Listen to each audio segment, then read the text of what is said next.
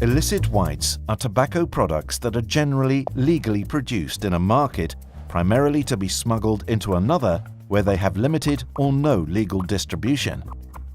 How does this illicit market work? Consider a company that legally produces cigarettes for different countries. When the company exports cigarettes in countries where it has a legal market, it will pay import taxes and the cigarettes will be legal.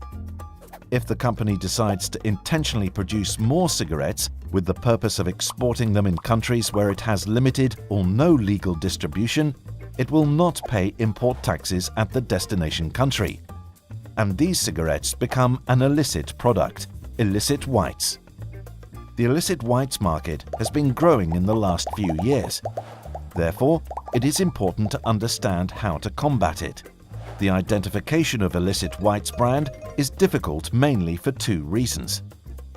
Firstly, since every country considers as illicit whites different brands based on its own legal market, the same brand can be legal in one market, but it could be considered illicit whites in another one.